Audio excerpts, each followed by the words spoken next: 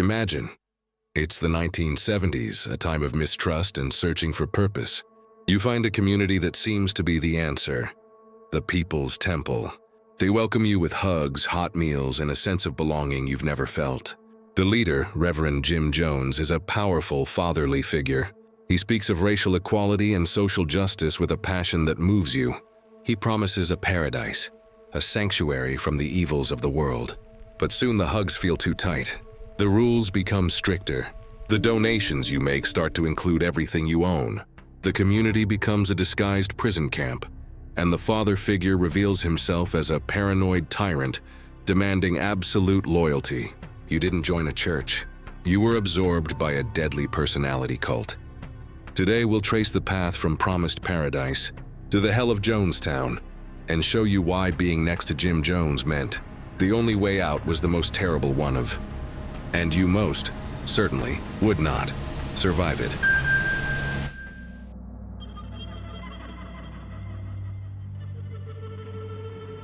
Imagine you move into a new neighborhood in California or Indiana during the 1960s or early 70s. One of your neighbors immediately stands out, but not for sinister reasons, quite the opposite. He is Jim Jones, a man whose presence seems to radiate charisma and purpose. He is the kind of neighbor everyone dreams of having. His house isn't the most opulent on the street, but it is the most welcoming. It's always filled with people of all races and backgrounds, laughing, sharing meals, and singing together in a harmony that feels almost utopian for the era. Jones is a pillar of the community, a devoted family man often seen with his wife Marceline and their children, including adopted kids of various ethnicities, which he proudly calls his rainbow family. He organizes charity drives, distributes food to the needy, and speaks with a contagious conviction about social justice and equality. If your car broke down, he would be the first to offer help. If you were struggling financially, he might discreetly leave an envelope of cash in your mailbox. He has a gift for making everyone feel seen, heard, and important. His reputation precedes him. A progressive pastor, a civil rights champion appointed to significant public positions like the chairmanship of the Indianapolis Human Rights Commission. He is the personification of integrity, a moral beacon in a troubled world. However, as the days turn into weeks, you begin to notice small dissonances in the perfect melody of your neighbor's life. His routine is peculiar. Chartered buses arrive and depart at odd hours, often late at night, carrying dozens of followers with expressions that flicker between exhaustion and an ecstatic fervor. The lights in his house rarely go out before the early hours of the morning, and the sounds emanating from it are not always joyful. Sometimes, between the hymns, you can make out the sound of a single, amplified voice, Jones's, droning on for hours, its pitch rising and falling in a hypnotic and, at times, aggressive cadence. The people who visit him seem to orbit him with a devotion that borders on subservience. They don't just respect him, they revere him. You also notice the security, serious-looking men, wearing dark sunglasses regardless of the weather, discreetly patrol the perimeter of the property. They don't look like church members. They look like guards, and there's something strange about his trash. Occasionally, you spot empty boxes of prescription drugs in quantities that seem excessive for a single family, or discarded documents that, at a glance, look like property transfer forms or insurance policies, all signed over to the People's Temple. One day you run into him on the street. He smiles, a wide, captivating grin, and invites you to one of the services or a community dinner. "Come see what our family is all about," he says, placing a fatherly hand on your shoulder. The offer is warm, but his touch is cool, and his gaze, from behind those unmistakable sunglasses, is incredibly intense. The smile doesn't reach his eyes. They remain analytical, searching, as if they are measuring your worth, your utility, and, most unsettlingly, your loyalty. In that moment, despite all his public generosity and undeniable charm, a chill runs down your spine. You get the palpable sense that accepting that invitation wouldn't just be attending a dinner. It would be taking a step towards something from which there might be no return. The facade of the perfect neighbor is flawless, but you begin to feel that behind it lies a watchful darkness, patiently waiting for you to let your guard down. The unsettling feeling you had about your neighbor soon proves to be a chilling premonition. The mask of the benevolent pastor doesn't just slip. It shatters, revealing a monster far more terrifying than you could have imagined. The truth is not found in a single dramatic event, but in a cascade of horrors that systematically dismantle the facade. The most emblematic act, the one that would forever seal Jim Jones's legacy in blood and horror, was not a crime committed in the dark alleys of a city, but a meticulously orchestrated ritual of mass death in the remote jungles of Guyana. This was the Jonestown massacre of November 18, 1978. For years, Jones had been promising his followers a socialist paradise, a sanctuary free from the perceived evils of American capitalism and racism. He called it Jonestown, but this paradise was a prison. When Congressman Leo Ryan arrived on a fact-finding mission to investigate claims of abuse, the fragile utopia began to crumble. A few residents secretly passed notes to Ryan, begging for escape. As Ryan's delegation attempted to leave with these defectors, Jones's security force, his Red Brigade, ambushed them on the airstrip, assassinating the congressman, 3 journalists, and one of the defectors. This act of violence was the point of no return. Back in the settlement, Jones gathered his followers. Over the loudspeakers, his voice, now stripped of all warmth and filled with a paranoid, apocalyptic fury, announced that the time had come for a revolutionary act of suicide to protest the conditions of an inhumane world. Vats of grape-flavored drink, laced with a deadly cocktail of cyanide, Valium, and other sedatives, were brought to the central pavilion. The children went first. The poison squirted into their mouths with syringes. The sound of parents weeping as they administered death to their own children was the final, horrific symphony of the People's Temple. Then the adults lined up and drank. Over 900 people, a third of them children, died at his command. This was not just a crime. It was the ultimate expression of his power, the final, absolute act of control over the minds and bodies of his followers. This horrific climax was the result of a long-established modus operandi built on a foundation of psychological warfare, manipulation, and violence. Jones didn't just attract followers. He broke them down and remade them in his image. His method was systematic. He preyed on the vulnerable, the poor, the elderly, the disenfranchised, and those searching for meaning. He offered them community, but the price was their identity. He demanded absolute loyalty, forcing members to sever ties with outside family, sign over their homes, their savings, their social security checks, everything. He created a culture of constant surveillance where neighbors spied on neighbors and children reported on their parents. Public humiliation was a common tool. During marathon services called catharsis sessions, members were forced to confess to fabricated sins and were then subjected to brutal verbal and physical abuse in front of the entire congregation. He staged fake cancer healings, using trickery like pulling out chicken gizzards and claiming they were cancerous tumors he had miraculously removed, all to reinforce his divine status. He controlled his followers' lives down to the most intimate details, dictating who they could marry and have relationships with, while he himself engaged in rampant sexual abuse of both male and female members. His paranoia was a weapon. He convinced his followers that the CIA, the KKK, and other enemies were constantly plotting to destroy them, making him their only protector. This siege mentality isolated them completely, making the outside world seem more terrifying than the escalating abuse within the temple.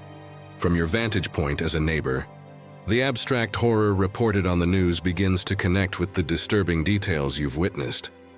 The late-night buses were not just for services. They were transporting exhausted people to and from forced labor assignments, their possessions already signed away to the man who greeted you with a smile. The marathon sermons you overheard were not just passionate speeches. They were brainwashing sessions, breaking the will of hundreds. The Red Brigade you saw patrolling his property were not just security. They were the enforcers of his tyrannical rule, the same men who would later gun down a U.S. congressman in cold blood. You might recall a conversation with a follower, their eyes hollow and distant, who spoke of Jones with a terrifying programmed devotion, telling you that Father was the only one who could save them. You might remember seeing a family you knew, once vibrant and happy, now looking gaunt and fearful, their children suddenly withdrawn and silent, The news reports of defectors speaking of torture, forced confessions, and a white night rehearsal for mass suicide would suddenly make sense of the fear you saw in their eyes. The man who offered to help with your groceries was the same man who was drilling his followers to drink poison, convincing them it was a noble act of resistance. The horror is no longer distant. It's personal. You realize you weren't living next to a charismatic preacher. You were living next to a man who was meticulously building a death machine, piece by piece, right before your eyes. The terror of Jim Jones was not confined to the walls of his church or the remote jungle of Jonestown. It metastasized, infecting the very fabric of the communities he inhabited. The reason he could operate with such impunity for so long, the answer to the question, why didn't anyone stop him, lies in his masterful manipulation of power and the suffocating climate of fear he cultivated. Jones understood that true control extended beyond his congregation. It required neutralizing the systems meant to protect society. He achieved this by transforming the People's Temple into a formidable political machine. In cities like San Francisco, where he moved his headquarters in the mid-1970s, Jones became a kingmaker. He could deliver a disciplined, organized army of thousands of volunteers and voters at a moment's notice. Politicians quickly learned that his endorsement could make or break an election. He provided the crucial margin of victory for Mayor George Moscone in 1975, and in return, he was rewarded with a prestigious appointment as the chairman of the San Francisco Housing Authority Commission. Ele fundou a This igreja wasn't just a pentecostal title. Wings of Deliverance, It was a shield. que em tradução It gave livre him a veneer seria of algo civic como asas da legitimacy libertação. and placed him in a Foi uma das position of piores authority tragédias da over the história, city's causando infrastructure. danos irreparáveis He em developed inúmeras close famílias. relationships with some of the Sonhos, most powerful planos e figures in vidas foram California ceifadas politics, para saciar as from the vontades de mayor and the líder district religioso attorney perverso to que Governor assistiu, Jerry Brown enquanto cada and seus even First Lady Rosalind Carter. When whispers of abuse and financial misconduct began to surface, these powerful allies often looked the other way or actively defended him. To them, he was a valuable political asset, a man who got things done and represented a progressive, integrated movement. The police were similarly neutralized. Jones had informants within the force and was known to shower departments with donations. Any official investigation was likely to be stalled, leaked, or shut down by a higher-up who owed Jones a favor. He had effectively purchased his immunity, creating a protective barrier of political influence that made him seem untouchable. This high-level protection enabled him to establish a reign of fear on the ground level, turning entire neighborhoods into silent extensions of his will. As his neighbor, you would feel this shift viscerally. The community, once open and friendly, would become tense and guarded. People would learn the unspoken rule: you do not cross Jim Jones or the People's Temple. The consequences were too severe. Stories, whispered at first, then more openly shared by terrified ex-members, painted a grim picture. Defectors were hunted down by Jones's security teams. They were harassed, threatened, and sometimes beaten. Their new homes were vandalized. Their employers were contacted with slanderous lies, and their families were intimidated. Jones's intelligence network was vast.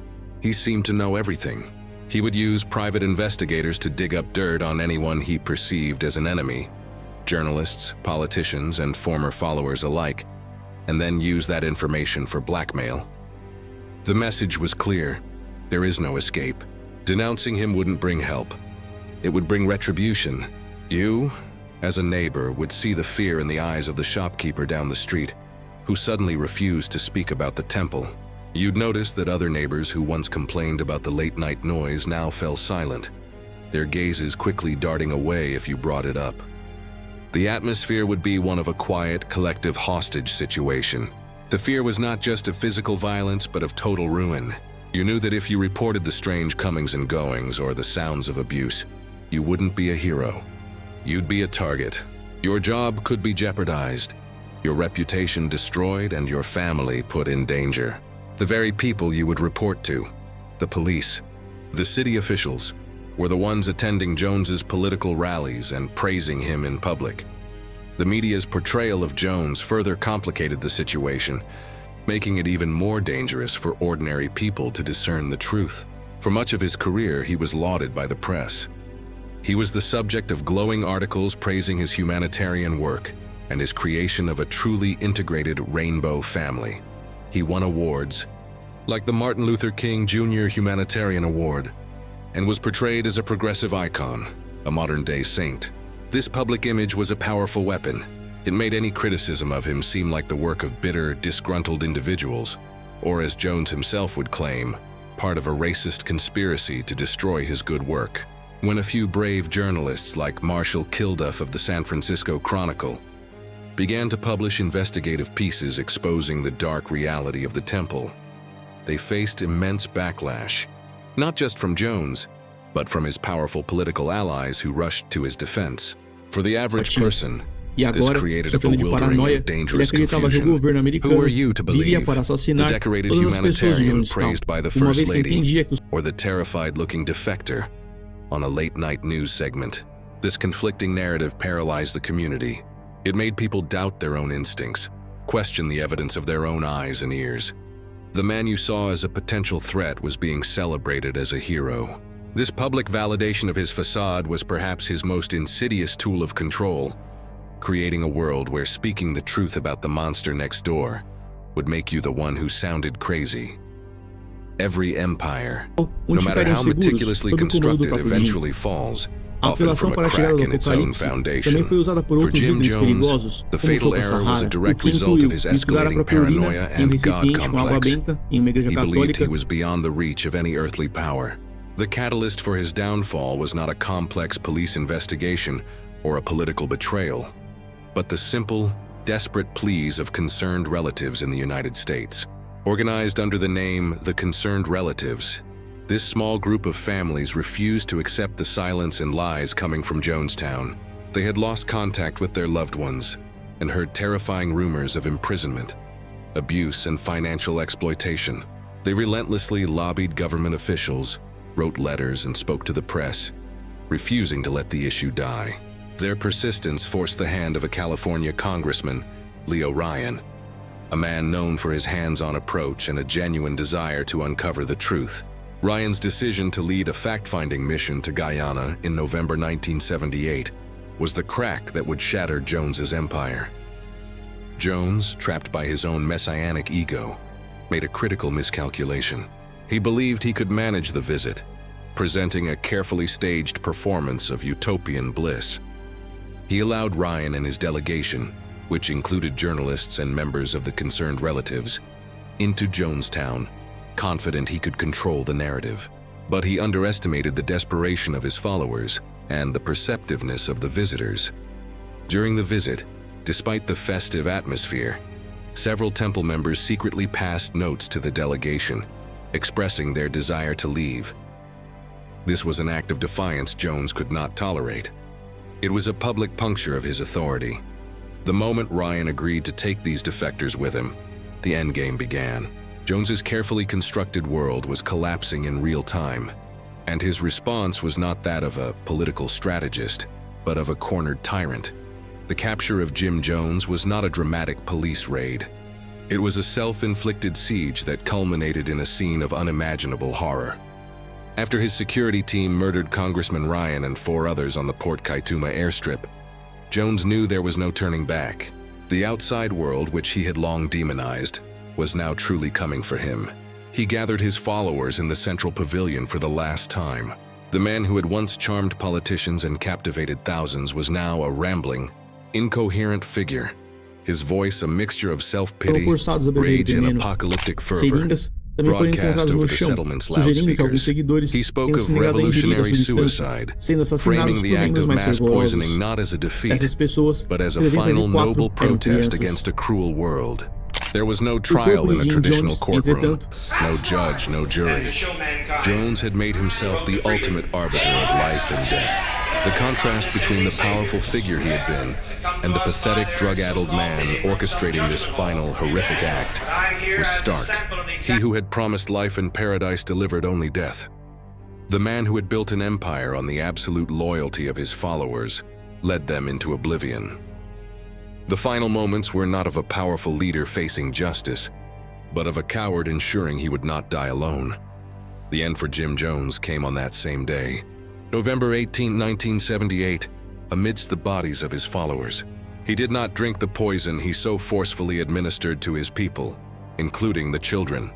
Instead, he was found on the floor of the pavilion stage, dead from a single gunshot wound to the head. The official determination was suicide, though the lack of a thorough investigation on site has left a lingering, albeit small, question of whether he was shot by another. In death, he was just as he was in his final moments of life, a hypocrite. The man who demanded the ultimate sacrifice from his followers did not have the conviction to follow his own command. He chose a different, quicker exit. His body, bloated and decomposing in the jungle heat, was a grotesque final image, a stark contrast to the charismatic, well-dressed preacher who had once graced the covers of magazines. His death marked the definitive end of the People's Temple, an organization that had grown from a small Indiana church into an international tragedy. The empire he built, founded on hope and twisted into a mechanism of terror, ceased to exist in a single horrific afternoon. The paradise he had constructed was revealed to the world for what it truly was, a mass grave. But even with his death, did the fear he created truly disappear? The physical threat of Jim Jones was gone, but the psychological scars he inflicted upon the survivors, the families of the victims, and the very notion of faith and community were deep and permanent. Jonestown became a dark cultural touchstone, a synonym for blind obedience and the terrifying power of charismatic leaders. The phrase "drinking the Kool-Aid" entered the global lexicon, a chillingly casual reference to an act of ultimate, horrifying conformity. The fall of Jim Jones serves as a brutal lesson. The end of a tyrant does not erase their legacy. The empty homes in San Francisco, the grieving families who received only coffins, the few traumatized survivors who had to rebuild their lives from nothing, these were the lasting consequences. The justice that came was not from a courtroom, but from the inevitable implosion of a world built on lies. And the question that lingers, haunting us from the ruins of Jonestown, is what happens to the void and the victims left behind when such a powerful, malevolent force is finally extinguished. Living next to Jim Jones was a brutal lesson in deception. It taught us that the most profound evil rarely announces itself with monstrous features. More often it smiles, offers you a helping hand, and promises you a paradise, all while quietly digging your grave.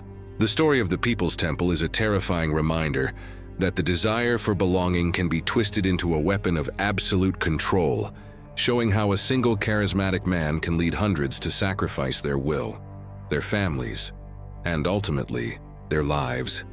Stories like this force us to look beyond the surface and question the promises that seem too good to be true. Few are also fascinated by the complex and often disturbing corners of human history, and want to continue dissecting the figures who shaped our world through fear and influence. Join our community of truth seekers and subscribe to the channel. And speaking of charismatic leaders who twist ideals of peace and love into instruments of terror, Jim Jones used the promise of a utopian society to create his death cult. But what happens when the promise isn't a structured paradise but absolute chaos? When the goal isn't to escape society, but to burn it to the ground? In our next video, we will explore the story of a man who, in the fading light of the summer of love, turned lost youths into instruments of murder. Click here to discover why you couldn't survive living next to Charles Manson.